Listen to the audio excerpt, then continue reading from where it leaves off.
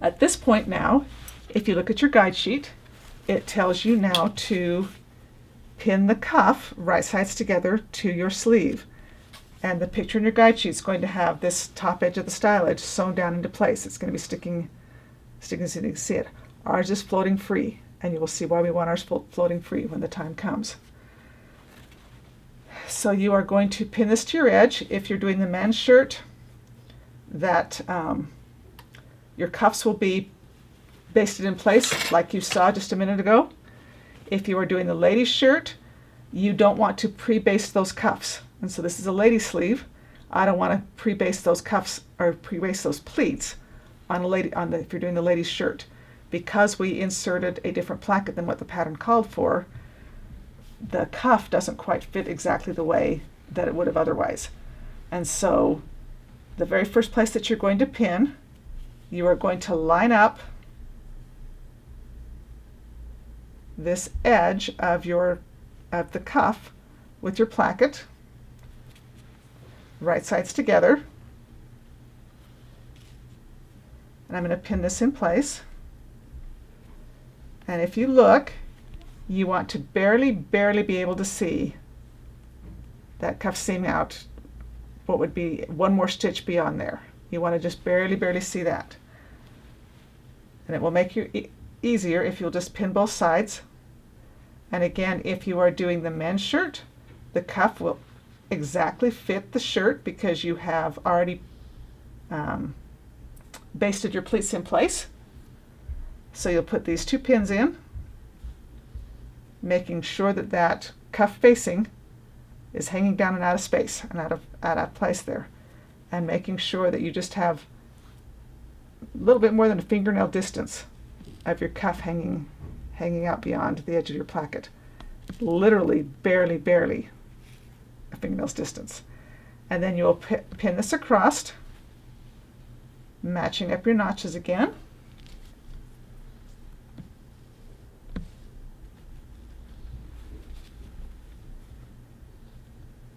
Matching up the style edge, just like your guide sheet tells you to, so that it is aligned. Okay.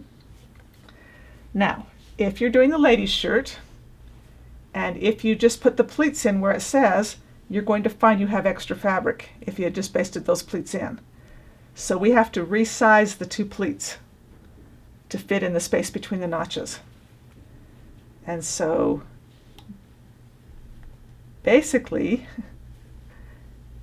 you kind of fold the pleat and they wind up in the same size, and if you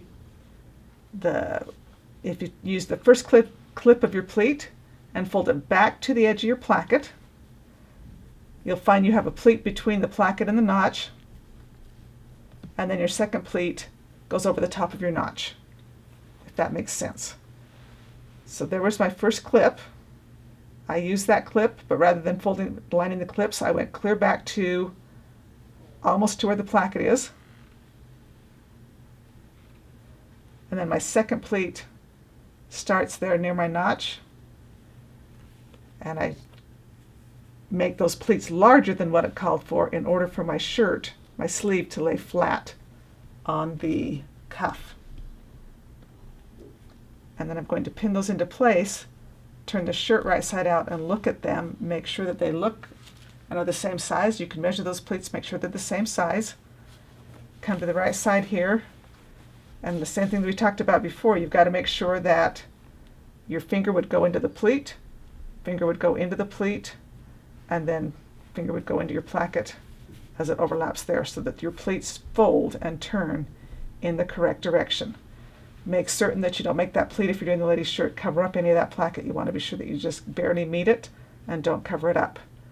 And so if you need to, play with those a little bit and get those even. When you're happy with it, then we're going to sew.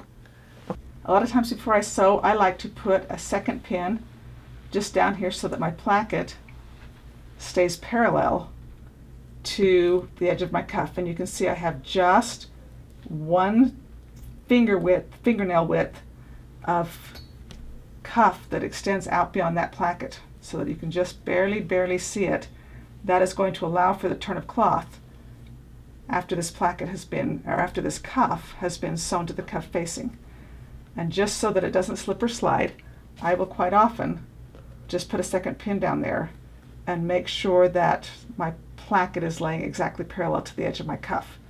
Then I'm ready to sew this on. And I'm going to sew it from the cuff side. I want my cuff facing to stay out of the way. And if you remember that terminated seam, if I pull this cuff back out and get the seam out of the way, that terminated seam, you can see I ended my stitching right there, coming up the edge of my cuff. I am going to drop the needle in that point right there. And so you'll put fabric under the presser foot and you drop the needle right in that terminated seam. You've got to end in that exact point. And so you will start sewing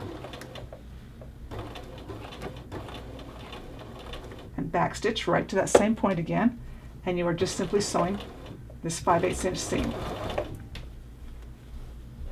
attaching the cuff to the sleeve, being careful not to catch the cuff facing.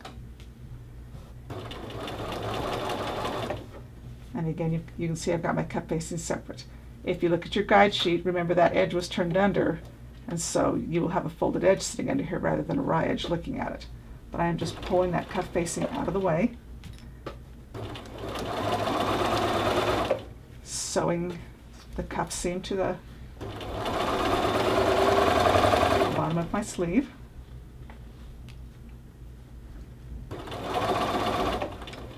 Notice I periodically pick it up underneath and make sure I don't have a tuck. And you can see that I'm kind of feeling those edges with my fingers, making sure that the fabric is smooth underneath there, making sure my pleats have stayed the right direction. As I head towards the other edge of the cuff, towards that other side, you can see I'm approaching again. There's my seam, and there's my terminated seam. I'm going to point out with the seam ripper. My seam coming up, and there's that terminated seam. And I want to end exactly at that point. I'm going to come and take out the last pin.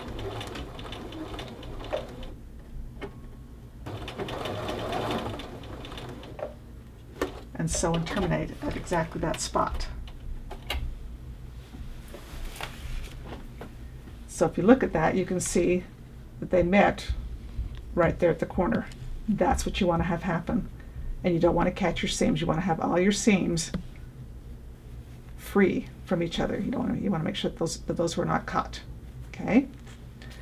All right. When that is sewn, now you want to pull out the cuff from the jacket. Make sure that